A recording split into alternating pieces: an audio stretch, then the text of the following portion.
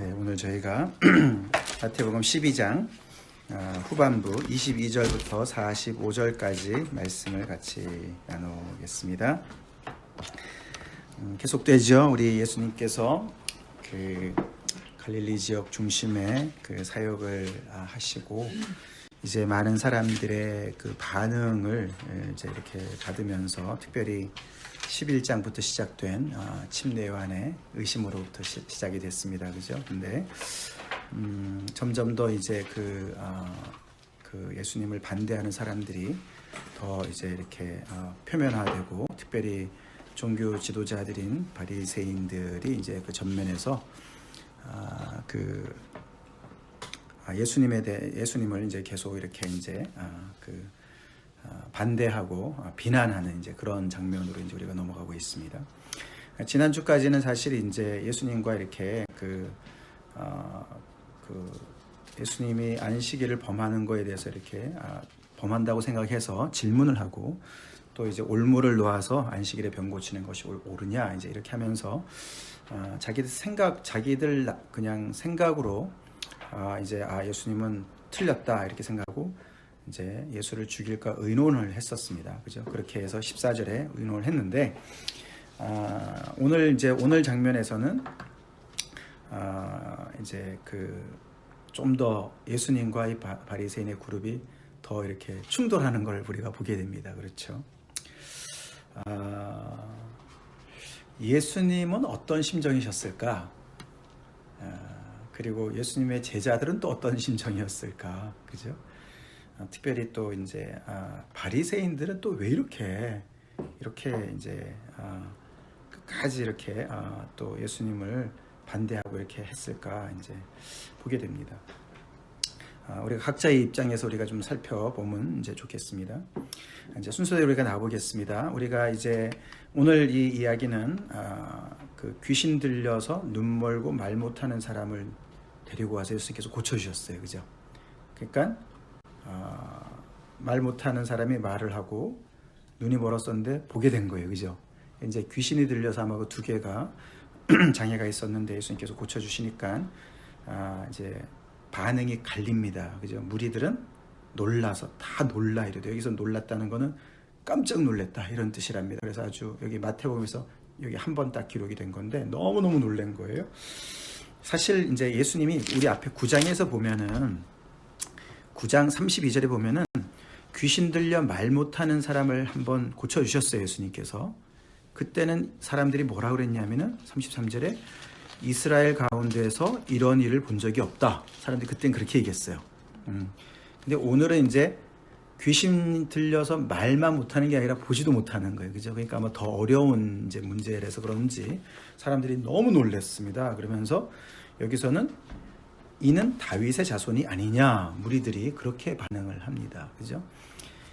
제가 말씀드렸듯이 이 11장부터 16장까지는 예수님이 과연 누구신가, 예수님의 정체성에 대해서 계속 이제 질문을 하는 것을 이제 이렇게 보게 되는데, 여기서 무리들이 이는 다윗의 자손이 아니냐, 즉 메시아가 아니냐. 사실 그 당시 사람들이 메시아가 귀신을 쫓아내야 된다 이런 것은 기대를 안 했다고 합니다. 그 당시에 메시아상은 정치적이고 그런 어떤 정치적인 메시아, 그것만 생각을 했었는데, 그리고 어떤 자기네 민족을 구원해내는 어떤 그런 민족적인 메시아만 생각했었는데, 그렇게 귀신을 쫓아내는 거 보면서 막 그 이상의 어떤 예수님의 능력을 보는 것처럼 이렇게 고백을 하는 거죠. 왜 꼭 다윗의 자손이냐, 이제 그게 이제 메시아라는 뜻도 있죠. 근데 신기하게도 이제 구약에서 사실 귀신을 쫓아낸 사람은 다윗밖에 없어요. 언제 했죠? 다윗이? 사울에게, 그죠? 사울에게 그 귀신 악령이 들렸을 때 다윗이 수금을 타면서 이렇게 사울을 도와주지 않습니까? 그래서 이제 사람들이 그렇게 질문을 했습니다. 그렇게 이제 감탄을 하죠. 근데 거기다 대고 이제 바리새인들은 그게 아니고, 그렇죠? 그게 아니고 귀신들의 왕 바알세불을 힘입고서 귀신을 쫓아내는 거다고, 한 통속일에서 귀신을 쫓아내는 거라고 이렇게 된 거예요. 즉 마술을 통해서 귀신을 쫓아내는 거야. 기믹을 쓰는 거야. 이제 이렇게 얘기하는 겁니다. 네. 그래서 이제 오늘 본문이 이제 진행이 됩니다. 25절에 예수님께서 위에서는 이제 그냥 떠나가셨는데 그들이 마음속에 죽일 생각을 한 것을 아시고도 떠나가셨는데 여기서는 이제 예수님이 거기다 반론을 반박을 하십니다. 왜 그랬을까요? 이 바리새인들이 이것이 생각 속에 머무는 것이 아니고 이야기를 하는 거지 않습니까? 사람들한테 이야기를 하잖아요. 그죠? 그래서 사람들한테 영향을 미치는 겁니다. 그래서 예수님 앞에 나오지 못하도록 구원받지 못하도록 방해를 하는 거예요. 그래서 예수님께서 반박을 하시는데 굉장히 리즈너블하게 반박을 하시죠. 첫 번째 요점은 무엇이었습니까? 사탄이 자기네끼리 싸우면 어떻게 하냐, 그죠? 예, 내가 사탄의 힘을 빌어서 그의 졸기에 그 귀신을 쫓아내면 말이 되냐? 그 나라가 서겠느냐? 그렇게 이제 말이 안 되는, 그게 말이 안 된다. 이제 예수님께서 그렇게 말씀을 하셨습니다. 첫 번째 25, 26 말이 안 되는 거예요, 그죠? 말이 안 됩니다. 근데 여기서 중요한 게 그 26절에 만일 사탄이 사탄을 쫓아내면 스스로 분쟁하는 것이니 그리하고야 어떻게 그의 나라가 서겠느냐. 사탄의 나라를 얘기하세요, 예수님이. 그죠? 사탄의 나라를 얘기하세요. 사탄이 나라가 있어요, 그죠? 근데 이제 이 당시 사람들은 관심이 로마 나라나 생각했지, 로마 제국이나 생각을 했지, 정말 이 모든 것을 뒤에서 배후에 조정하고 있는 이 사단의 나라는 생각을 별로 안 한 것 같습니다, 그죠? 근데 예수님은 지금 그걸 계속 얘기하시지만 이게 지금 내가 사단과의 싸움에서 내가 이겨서 쫓겨나가는 것이 귀신이 쫓겨나는 것인지 너네 그걸 어떻게 그렇게 보냐라고 얘기하십니다. 27절에는 내가 바알세불을 힘입어 귀신을 쫓아내면 너희의 아들들은 누구를 힘입어 쫓아내느냐. 그거는 뭐냐면은 그 당시에 사람들 중에 이 축귀, 그러니까 귀신을 쫓아내는 사역을 하는 사람들이 있었던 거예요. 이 사람들이 꼭 자녀들이라 하는 게 아니라 그 당시에 그러니까 바리새인들과 이 그런 그 종교의 어떤 하나님의 유대인들 중에 그래서 하나님의 은혜를 힘입어서 귀신을 쫓아내는 사람들이 있었던 거예요. 그러니까 이제 그건 하나님의 역사로 보는 거예요, 이 사람들이. 근데 유독히 예수님이 귀신을 쫓아낸 거 가지고는 귀신의 왕 바알세불을 힘입어서 쫓아낸다 이렇게 비난을 하는 겁니다. 그러니까 너네 앞뒤가 안 맞는다. 너네가 인정하는 사람들이 귀신을 쫓아내는 거에 대해서는 그건 하나님의 일이라고 하고 내가 하는 것은 왜 귀신의 왕을 힘을 빌어서 쫓아낸다고 그러느냐. 말이 되냐 그게. 이해가 되시죠? 그러면서 그들이 너희의 재판관이 되리라. 그러면서 예수님이 굉장히 중요한 말씀이 28절입니다. 내가 성령을 힘입어 귀신을 쫓아내는 것이면 하나님의 나라가 이미 너에게 임한 것이야. 이게 사탄의 나라와 하나님의 나라의 전쟁이야. 이렇게 얘기를 하시는 거예요. 그리고 그 전쟁에서 이기려면은 이 사단의 귀신을 쫓아낼 수 있으려면은 29절에 먼저 강한 자를 결박하지 않고서야 어떻게 그 강한 자의 집에 들어가 그 세간을 강탈하겠느냐. 결박한 후에야 그 집을 강탈하리라. 결국 다시 말해서 귀신을 쫓아냈다는 얘기는 내가 귀신보다 더 힘이 세서 귀신을 쫓아내는 거지. 어떻게 그냥 내가 할 수 있겠느냐. 그리고 그것은 내 힘이 아니라 하나님의 성령 때문에 내가 힘입어서 귀신을 쫓아내는 거고, 귀신이 쫓겨나갔다는 얘기는 그냥 귀신이 쫓겨나간 거 정도만 얘기하는 것이 아니라 그의 나라가, 사탄의 나라가 하나님의 나라에 어떻게 굴복을 당해서 하나님의 나라가 승리했기 때문에 귀신이 쫓겨나가는 거지. 아시겠습니까? 그렇게 설명을 하시는 거예요. 그러니까 어떻게 이렇게 같은 현상을 이렇게 정반대로 이해를 하고 있습니다. 그죠? 이게 누가 그랬다고요? 바리새인이 그랬다고요. 계속 강조하지만 바리새인들은요, 정말로 하나님께 헌신됐던 사람들이에요.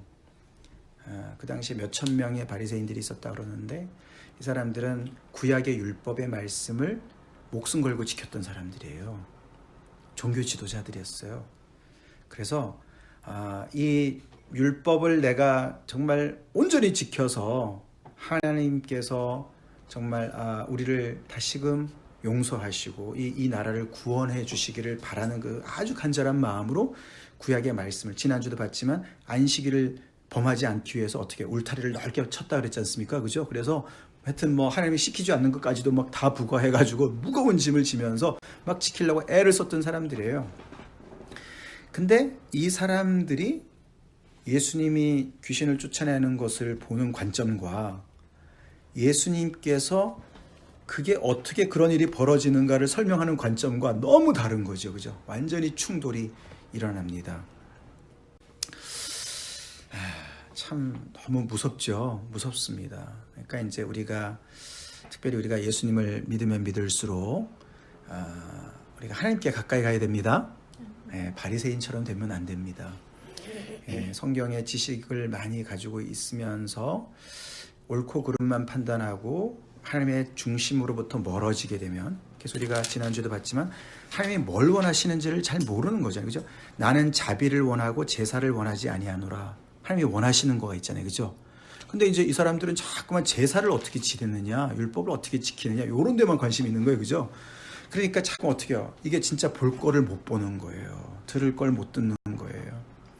그러니까 예수님의 설명이 얼마나 리저너블 합니까? 그죠? 얼마나 말이 됩니까? 그죠? 말이 됩니까? 그래서 사실은 이게 지금 예수님께서 이렇게 예수님을 통해서 하나님의 나라가 지금 도래해가지고 자기들이 그렇게 소원했던 하나님의 나라가 눈앞에 와 있는데 거기에 들어가지도 않고 그것을 인조하지도 못하고 그것을 환영하지도 못하고 할렐루야 너무나 감사합니다 이러지도 못하고 오히려 그 나라를 이 땅에 임하게 하신 메시아를 귀신의 앞잡이로 보는 거예요.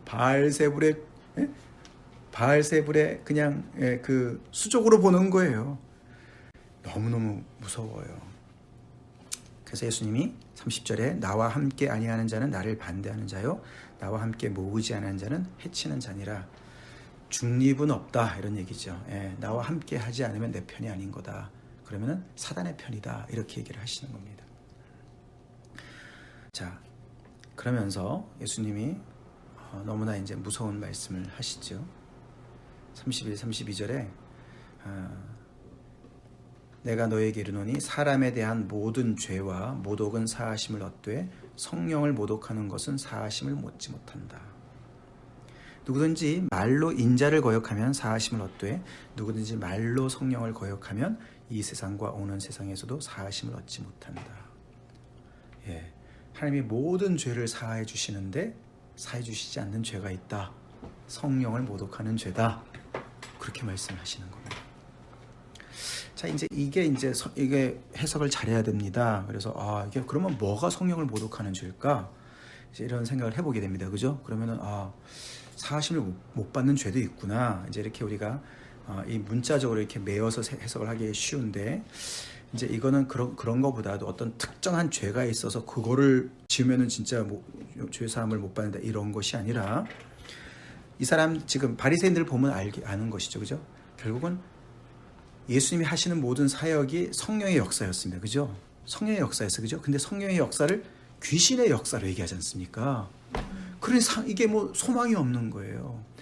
예수님이 여기서 인자를 거역한다는 얘기는 이렇게 아직 예수님이 누군지를 몰라서 예수님을 반대는 할 수 있다는 거죠. 그죠? 근데 결국에는 예수님이 하시는 일들을 통해서 그리고 예수님께서 나중에 여기도 뒤에 보시면은 결국에는 요나의 표적이라는 말씀이잖아요. 그죠? 결국에는 예수님께서 이루신 모든 일들을 한 사람 한 사람들에게 가르쳐 주시고 그 하나님의 복음을 가르쳐 주시고 그것이 그 사람의 복이 될 수 있도록 도와주시는 역사를 성령님께서 하시는 거거든요. 그러니까 그 성령님께서 하시는 일들을 계속해서 이런 식으로 귀신의 일이라고 생각을 하고 말을 듣지 않고 귀를 막고 눈을 가리는 이런 일을 하게 되면 결국은 소망이 없는 거예요. 아시겠죠? 그 얘기입니다. 그래서 이 하나님의 역사에 완전히 그냥 의도적으로 그러니까 이제 사실 이게 뭐냐면은 바리새인들이 지금 그러고 있는 거예요. 바리새인들이 어떻게 이렇게 관점이 이렇게 뒤틀렸을까요? 그냥 반대를 위한 반대. 아니 자기들 나름대로 이미 결론을 내렸지 않습니까? 그죠? 예수님은 틀렸어. 왜 틀렸습니까? 왜 틀렸다고 생각했습니까? 안식일에 못할 일을 하니까 고치고 병을 고치고 그래서 예수님이 말씀하셨잖아요. 그죠? 아니 내가 뭘 잘못했는데 얘기 좀 해보자.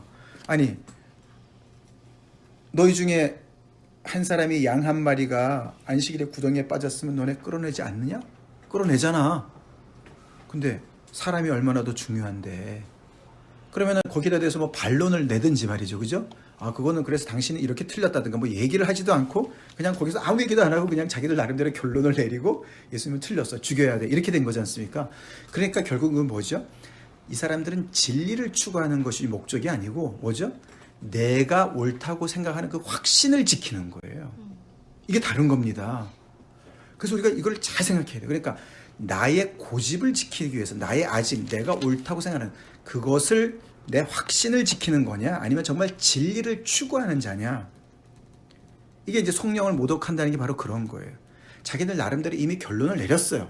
결론을 내리고 그 결론에 맞지 않다고 예수님을 비난하고 없애야 된다고 생각하는 겁니다. 여기서 그러면 정말 제대로 된 자세는 뭐겠습니까? 예수님과 디베이트를 해야죠. 그러면 그죠? 그러면 예수님께서 정말 틀렸다고 얘기하면 얘기를 해야 되고 뭐 이렇게 해야 될 텐데 그런 일들을 하지 않고서 그만큼 이제 이 굳어진 것이죠. 생각이 굳어진 것이죠. 예, 굳어진 거예요. 그래서 우리 예수 믿는 사람들이요 늘 새로워지지 않으면 우리는 굳어집니다. 아시겠죠? 그러면 그게 신앙이 틀이 돼요. 그래서 그게 어떤 자기의 확신으로 빠지게 됩니다. 그러면 이제 현대판 바리새인이 되는 거예요. 너무 무서워요. 우리 예수님 오래 믿을수록 어린아이처럼 겸손해야 됩니다. 그리고 어린아이처럼 계속 우리는 새 부대가 돼야 돼요. 새 부대가 돼요. 그래서 선줄로 생각하면 넘어질까 조심해야 되고요. 처음 된 자가 나중되는 것을 항상 알아야 돼요. 그래서 우리는 내가 첫 자리에 있다 생각하면 안 됩니다. 교회에 가요. 목사가 첫 자리에 있습니까? 아닙니다. 제가 말씀드렸잖아요. 전 늘 배우려고 해요. 주님 앞에서 늘 새로워지려고 그러고 더 기도 많이 하려고 그러고 더 주님의 말씀을 더 열심히 배우려고 사모합니다.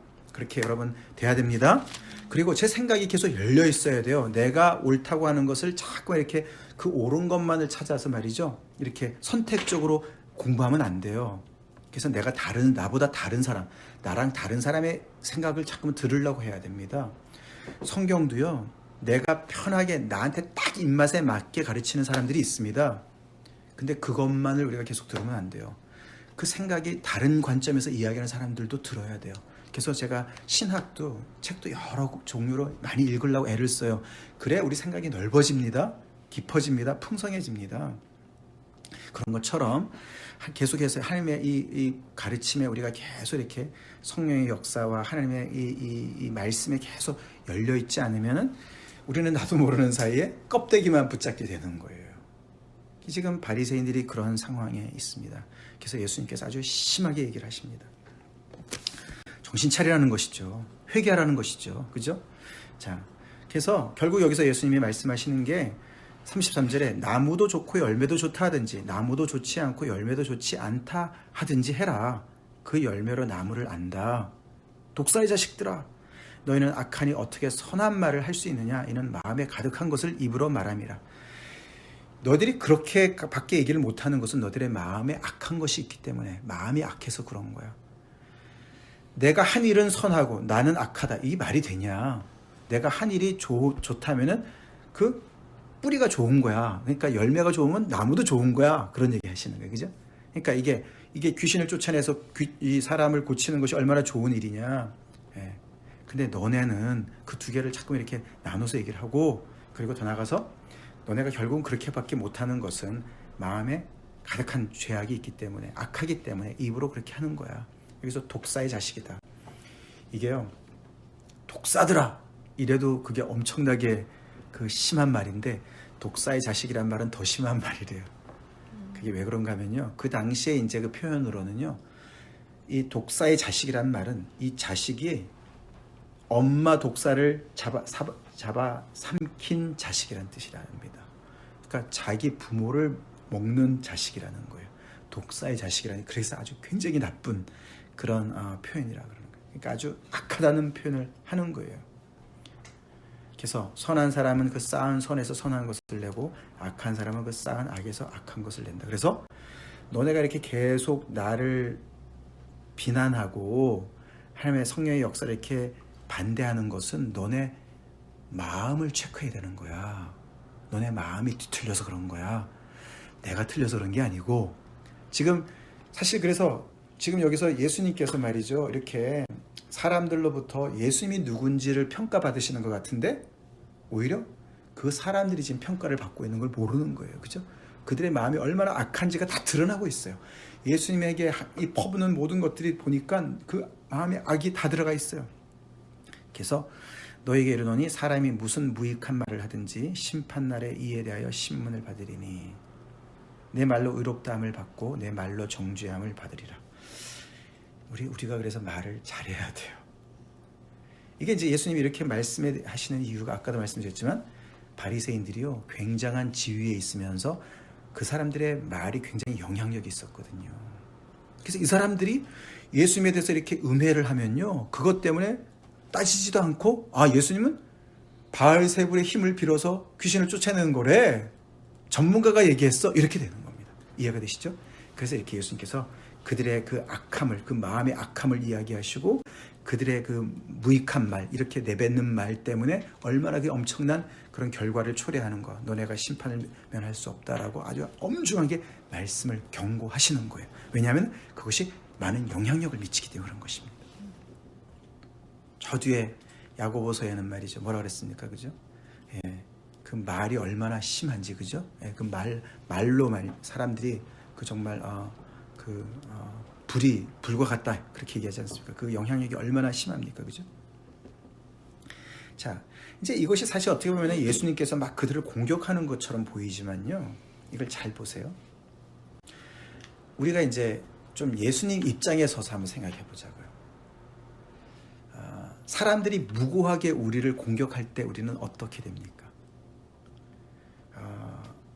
근거 없는 의심을 합니다. 우리의 동기를 의심하고요. 또 근거 없이 결론을 내고 비난을 합니다. 우리를. 그럴 때 우리는 주로 어떻게 되죠? 너무 상하죠. 너무 화나고 열나고 말이죠. 그래서 어떻게 됩니까? 내가 왜 옳은지를 우리는 증명하려고 애를 씁니다. 그죠? 설명을 하려고 애를 쓰고 이제 근데 거기까지보다도 좀 더 나가다 보면 어떻게 됩니까? 거기에 이제 우리는 반사적으로 행동을 하게 돼요. 그죠? 그래서 이제 같이 공격을 하기가 쉽습니다. 그죠? 공격하기 쉽습니다. 일단은 내 옆에 있는 사람들이 동요됩니다. 그죠? 아니 땡 굴뚝에 연기 나려 이런 거 있잖아요. 그죠? 아니 저 사람들도 생각이 있는 사람들인데 뭔가를 보기 때문에 예수님에 대해서 그렇게 하는 거 아니겠어? 뭐 이런 거 있잖아요. 그죠? 그러니까 옆에 있던 제자들도 그 안에 또 예수님을 따라갈까 말까 이렇게 고민하는 사람들도 영향을 받게 되죠. 그죠? 특별히 예수님의 12 제자들도 영향을 받을 수가 있는 상황인 거예요. 지금 예수님께서 지금까지 하시는 일들을 나는 그냥 어린아이처럼 쪽쪽 믿었는데 저렇게 보는 관점도 있구나. 진짜 그럴 수도 있겠네. 이런 생각이 들잖아요. 그죠? 막 그렇게 들면서 그 안에서 막 동요가 되고 그러니까 예수님은 더욱더 가만히 있어봐. 나한테 뭔가 반대가 오면은 우리는 이제 예수님이 아니니까 내 자신을 돌아보게 돼요. 그죠? 돌아봐야죠. 내 자신을. 내가 뭐 혹시 잘못된 거 있나? 근데 이제 거기서도 우리가 시간을 많이 낭비하기가 쉬운데 자신감이 없어지죠. 그죠? 그래서 일단은 위축이 되고 이렇게 됩니다. 그죠? 내가 가만히 있어봐. 그러면 내가 지금 제대로 잘하고 있는가? 이런 생각이 듭니다. 그죠? 근데 예수님을 지금 우리가 어느 정도 살펴봤지만 예수님은 하나도 그런 모습이 안 나타나요. 얼마나 요동치 않으시고 평정을 잃지 않으시고 자신의 어떤 정체성에 대해서 전혀 의심치 않으시고 확신을 가지시고 그리고 그 감정이 전혀 요동치 않으시고, 그죠? 이 조금 전에 얘기했던 것이 어떤 화가 나서 그들한테 막 퍼붓는 게 아니에요. 같이 막 쏴대는 게 아니에요. 그렇게 볼 것이 아니고 어떻게 해요? 그들이 회개해야 되기 때문에, 그리고 다른 사람들이 영향을 받으면서 구원에 못 오는 것 때문에, 이게 영적인 싸움이기 때문에 예수님께서 필요한 말씀들을, 진리를 말씀하시는 거예요. 예수님이 만약에 정말 이것을 감정적으로 받으셨다면 아니 귀신도 쫓아내시는 분이신데 뭘 못하시겠어요. 그죠? 당장 그 사람들의 그 입을 그냥 확 봉해실 수도 있고 말이죠. 그냥 눈을 확, 그죠? 뭘 못하시겠습니까? 그죠? 그런 거 전혀 없으세요. 전혀 없으시고 그들과 싸우지 않으세요. 그들 안에 있는 죄악을 겨냥해서 말씀하시고, 예수님의 이런 이 흔들리지 아니하시는 이 정말 강 같은 평화를 가지시고 이런 이 반대를 계속 감내하시면서 결국에는 그런 그 사람들한테 자신의 생명을 내어주시잖아요. 그러면서 저들의 자기가 뭘 하는지 몰라요. 하나님 아버지 용서해 주세요. 그렇게 하시잖아요. 그죠? 그래서 결국에는 이들을 위해서 목숨을 내놓으시는 거잖아요. 근데 그런 그 힘이, 그 저력이 어디서 나왔을까? 저는 그게 뭐 당연히 하나님의 아들이시고 하나님이시기 때문에 그렇지만, 우리가 특별히 11장 바로 앞에 부분에 11장 다시 돌아와 보겠습니다. 11장 27절 우리가 살펴봤지 않습니까? 이렇게 예수님께서 말씀을 전하셨는데도 회개치 않은 그런 사람들 보면서도, 고을을 보면서도 낙심치 않으시고 오히려 하나님께 감사하시는 기도를 하시잖아요. 천지의 주제이신 아버지여, 이것을 지혜롭고 슬기는 자들에게는 숨기시고 어린아이들에게는 나타내심을 감사하나이다. 올소이다, 이렇게 된 것이 아버지의 뜻이니이다. 아버지가 기뻐하시는 이 일을 너무너무 기뻐하시는 거예요. 자신의 이런 사역의 열매가 없어도 27절에 내 아버지께서 모든 것을 내게 주셨으니 아버지 외에는 아들을 아는 자가 없고 아들과 또 아들의 소원대로 계시를 받는 자 외에는 아버지를 아는 자가 없느니라. 다시 말해서 예수님의 이런 흔들리지 않는 저력은 아버지와 하나됨에 왔어. 거기서 나오는 거예요. 아버지의 기뻐하시는 그 뜻을 순종하는, 그리고 아버지는 다 알고 계시고 아버지의 원하시는 뜻대로 내가 잘 순종하고 있다. 그거가 확실했어요. 그래서 흔들릴 일이 없었어요. 아무리 비난을 한다 해도, 누가 비난을 한다 해도, 뭐 제사장 할아버지가 와서 비난한다 해도, 바리새인이 비난한다 하더라도, 아무리 그 당대에 인정을 받는 종교 지도자가 와서 비난을 한다 하더라도 전혀 흔들리지 않으셨다. 마찬가지로 우리도 맞습니다.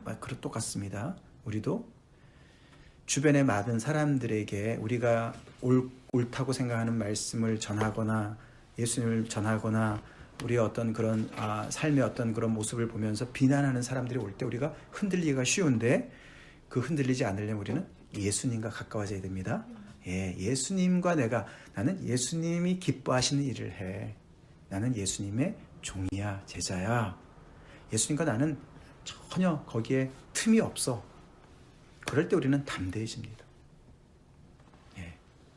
제가 그렇게 되기를 위해서 기도해 주시고 여러분이 다 그렇게 되기를 같이 기도합니다. 아멘. 바로 그거예요. 그래서 예수님은 이런 정말 갈수록 더 거세지죠.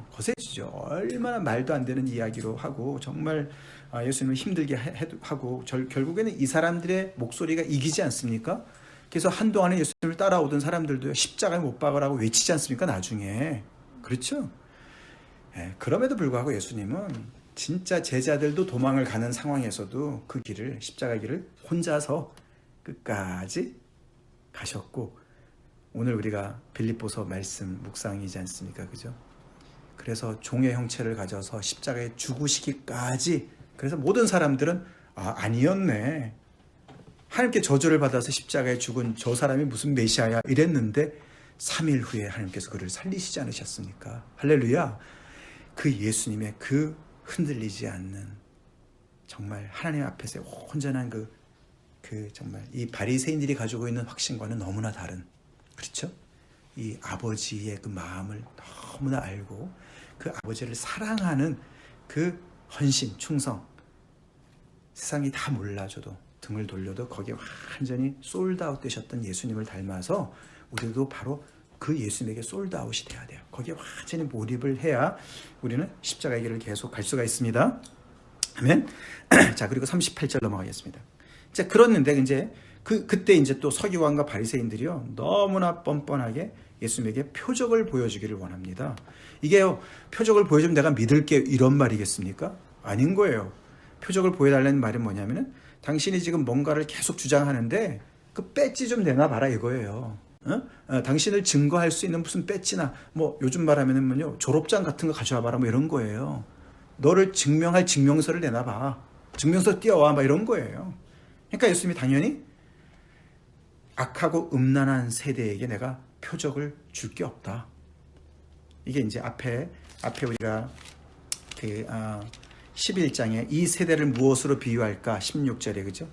그래서 아이들의 그 동무들 노는 비유를 했지 않습니까? 그죠? 시장터에서 그 시대다. 그러니까 자기들의 입맛에 맞추라고 계속 얘기하는 시대 아닙니까? 그죠? 예, 침례원이 왔을 때는 왜 저렇게 심각해? 예수님이 와서 막 죄인들과 친구들 왜 저렇게 먹고만 있어? 막 이렇게 자기들의 변죽에 울려라. 막 이렇게 얘기하는데 바로 이거죠. 표적을 내놔봐. 뭐 이렇게 얘기하는 거지 않습니까? 그 세대를 예수님께서는 악하다 그러시고 음란하다 그러시죠. 음란은 주로 어떻게 해요? 우상 숭배를 얘기하는 거 아닙니까? 그죠? 그게 이제 성경의 말씀 음란하다. 이 사람들이 하나님을 의지하는 것 같아도 아니죠. 예. 성경을 묵상하는 것 같아도 아니죠. 자기들 나름대로의 그 하나님 대체하는 것을 계속 이제 찾고 있으니까 이렇게 주님 앞에 못 온다는 것을 암시적으로 보여주시는 것이죠. 너네가 표적을 구하는데 내가 보여줄 것은 선지자 요나의 표적밖에 없어. 아시죠? 예, 요나 선지자 요나서에서 나오는 거 아닙니까? 그죠? 그러면서 예수님이 요나가 밤낮 사흘 동안 큰 물고기 뱃속에 있었던 것 같이 인자도 밤낮 사흘 동안 땅속에 있으리라. 결국 예수님이 말씀하시는 것은 너에게 보여줄 표적은 결국은 십자가와 부활밖에 없다. 그 얘기 하시는 거예요. 그 얘기죠.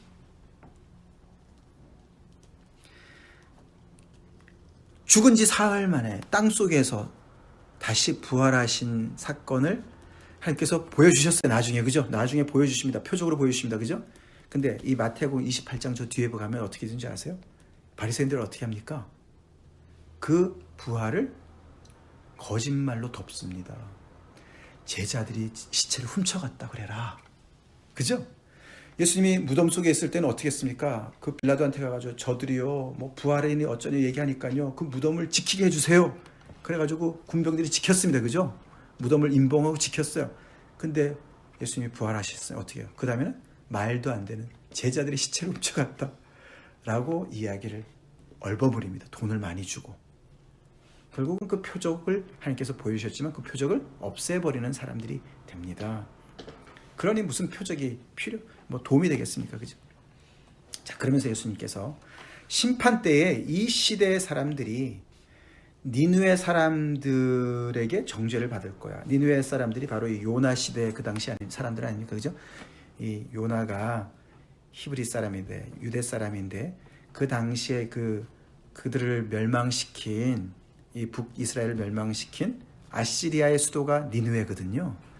그러니까 원수의 성에 가가지고 그들을 회개시키라고 하나님께서 말씀하시니까 나 못 가요. 그러고는 반대로 그냥 배를 타고 가다가 그죠? 풍랑을 만나서 그 제 스토리 잘 하지 않습니까? 그래서 나를 던져라. 그랬더니 그 풍랑이 잠잠해지고 큰 물고기가 그를 삼켰습니다. 그죠? 그래서 사흘 동안 거기서 회개하고 하나님께서 다시 물고기로 하여금 뱉게 해서 거기 가가지고 요나가 어떻게 열심히 전도했습니까? 가서? 아니잖아요. 그죠? 너무 가기 싫은 그 길. 한 조금만 가면서 이제 너네 회개 안 하면 40일 안에 너네 망해. 너네 멸망할 거야. 고소하다. 속으로는 고소하다. 회개하지 말아야지. 얘들 회개하면 안 되는데 막 그랬겠죠. 그런데 그 요나의 말을 듣고 이 사람들이 회개를 한 거예요. 근데 예수님이 요나보다 더 큰 이가 여기 있다. 요나는 선지자였지만 마음이 굉장히 어떻게 뒤틀린 선지자였어요. 그죠? 니느웨 사람들한테요 전혀 사랑으로 간절하게 전한 게 아니었어요. 그죠? 너네 회개 안 하면 망해. 40일 안에 망해. 막 이제 여기만 한 거예요. 그죠? 근데 그 말을 듣고 회개한 이 니느웨 사람들이 그 예수님이 직접 오셔서 이렇게 대단한 정말 기적을 베푸시면서 그 정말 죄인을 불쌍히 여기시면서 상한 갈 때도 꺾지 아니하시고 꺼져가는 심지도 끄지 아니하시는 그런 긍휼을 가지시고 이렇게 외치시는데도 눈을 가리고 귀를 가리고 그죠? 회개치 아니한 이 시대 사람들을 보면서 야 너네 진짜 대단하다. 어떻게 너네 그럴 수가 있었니? 얘기하지 않겠냐 이런 말인 것이죠. 이해가 되시죠? 그 다음에 이 남방 여왕, 이 남방 시바 여왕이죠. 이 에디오피아 나라. 이 사람이요. 솔로몬이 대단한 지혜를 가지고 있다 그러니까 많은 선물을 가지고 솔로몬한테 와서 한 수 배우지 않습니까? 그죠? 근데 솔로몬보다 더 큰 이가 여기 있다. 그래서 우리가 12장에 마태복음 12장에는 예수님께서요. 세 가지로 말씀하세요. 뭐뭐보다 더 큰 이가 당신이라고 얘기하세요. 그죠? 첫 번째는 어디 나왔습니까? 6절에 예수님이 뭐보다 더 크시다 그러셨어요? 성전보다 더 크다 그러셨어요. 그죠? 성전보다 더 크시다. 그랬죠? 그리고 지금 여기서 요나보다 더 크다 그러셨어요. 그죠? 그 다음에는 솔로몬보다 더 크다. 그러니까 솔로몬 왕보다 더 크시고 요나 선지자보다 더 크시고 성전 제사장보다 더 크시고 그렇죠. 그래서 왕과 선지자와 제사장 이 전부보다 더 크신 예수님을 말씀하시는 거예요. 솔로몬의 지혜를 예수님께서 당연히 능가하시겠죠? 그러니까 생각해 보세요. 남방 여왕이 얼마나 그 지혜를 사모했으면 여왕인데 말이에요. 그 외국 나라의 왕한테 가서 한 수 배우려고요. 그 진귀한 그 선물을 다 싸들고 그렇게 겸손하게 가서 지혜를 나누는 거잖아요. 그러니 이 사람이 예수님 당시에 있었다면 짐 싸들고 안 왔겠어요? 그죠? 예수님한테 와서 배우지 않겠습니까? 근데 이런 귀한 주님이 계시는데도 그 예수님에게 와서 한 수 배우기는커녕, 그렇죠? 무릎을 꿇기는커녕, 우리가 영어 표현에 모자를 벗기는커녕 오히려 그 예수님을 못 잡아먹어가지고 말이죠. 너무 안 됐습니다. 그 다음 말씀이 중요합니다. 43절부터 45절이요. 이 시대를 비유하시는 거예요. 예수님께서. 이 시대가요, 마치 지금 조금 전에 귀신을 쫓아낸 예수님께서 귀신을 쫓아내서 병 고쳐줬지 않습니까? 그죠? 거기에 비유하시는 거예요. 이 시대 사람들이 더러운 귀신이 사람에게서 나갔을 때 물 없는 곳으로 다니면서 쉬기를 구하되 쉴 곳을 얻지 못하고 찾다가 안 되겠다, 도저히 못 찾겠다, 그래서 자기가 있었던 집으로 다시 돌아가리라 하면서 가봤더니 그 집이 비고 청소되고 수리된 거예요. 비유죠. 그래서 자기만 가는 게 아니라 더 악한 7 귀신을 대고 들어가니까 그 사람의 형편이 전보다 더욱 심하게 됐겠죠. 그죠? 7배가 더 악해진 거 아닙니까? 그죠? 이 시대가 그렇게 될 것이다 라고 얘기하십니다. 이게 무슨 말일까요?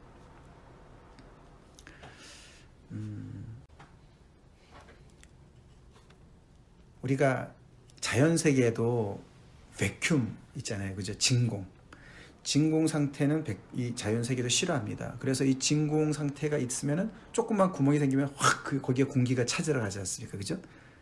이제 그런 것처럼 영적인 것도 똑같은 건데, 영적인 것도 진공 상태가 있을 수가 없는 거예요. 다시 말해서 이 당시 사람들이요, 첫 번째는 이 귀신 쫓겨나간 사람이 있지 않습니까? 그죠? 그 사람이 귀신이 쫓겨나가서 어떻게 볼 수도 있고 말을 할 수도 있는 것은 감사한 일이지만 그 사람이 뭘 해야 되냐면은 집을 빈 집으로 놔두면 안 되는 거예요. 그 사람이 뭘 해야 되겠습니까? 주인을 모셔와야 돼요. 그게 뭐죠? 하나님의 통치를 모시고 와야 된다는 거예요. 하나님의 나라를 받아들여야 된다는 것이에요. 그냥 병고침만 받아서 깨끗함을 받았다고 끝나면 되지 않는다. 영적인 세계에도 그 빈집이 있으면 거기에 사탄이 계속 드나들고 더 강한 세력이 들어가기 때문에 더 악해진다. 그래서 거기에 하나님의 통치가, 하나님의 나라가, 다시 말해서 그 하나님의 나라가 들어가려면 어떻게 됩니까? 자기의 삶을 회개해야 되는 것이죠. 회개하고 하나님의 통치를 받아들여야 되는 것처럼 이 시대가 어떻게 보면은, 그래서 그 귀신이 나간 사람의 그 한 사람의 이야기도 되지만 그 당시에 이 악한 이 사람들을 얘기하는 것이죠. 그 사람들이 말씀을 묵상하고, 그죠? 바리새인들이 나름 안식일을 지키려고 애를 쓰잖아요. 그죠? 그래서 나름 집을 청소하고 수리하는 거예요, 나름대로. 근데 문제는 집이 빈 거예요. 집이 비어 있어요. 예수님을 모시지 않는 거예요. 예수님을 모시지 않으면, 하나님의 나라가 도래한 이 성령의 역사로 말미암아 하나님의 나라가 도래했는데 그 하나님의 나라를 모시지 않으면은, 그 집이 비어 있으면은 너네 전에 악한 그것보다 훨씬 더 심해지는 것을 너네가 경험하게 될 것이다 라고 말씀하시는 겁니다. 그래서 빈집은 항상 위험합니다. 빈집은 위험하다.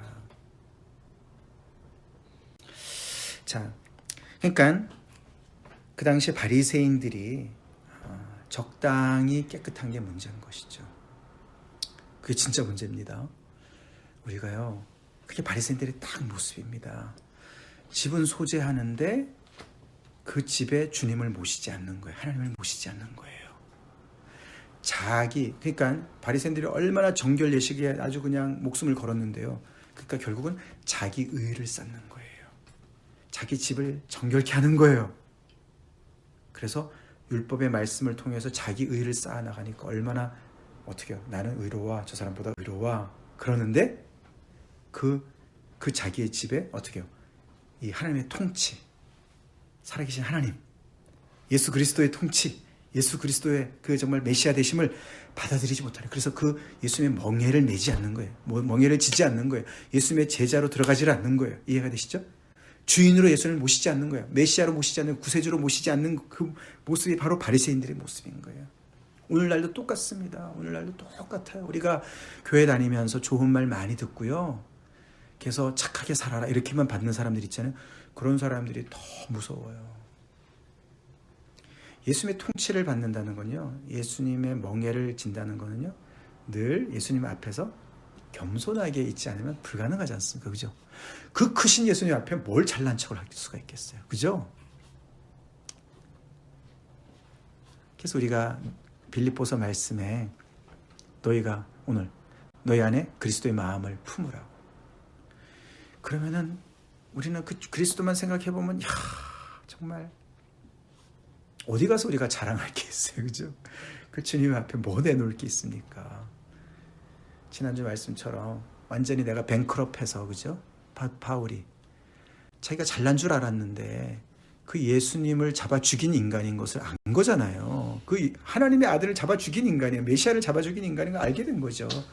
그러니 그 모든 자랑이 다 똥인 걸 한 거예요. 배설물인 줄 알고. 그게 이제 나중에 나옵니다. 빌립보서에서. 배설물로 알게 됐어요. 그래서 자기가 모든 자랑하던 걸 다 없애고요, 오직 이 예수님을 아는 거 하나만 내가 정말 목숨 걸겠습니다. 그런 사람이 뭘 자랑할 게 있겠습니까? 그죠?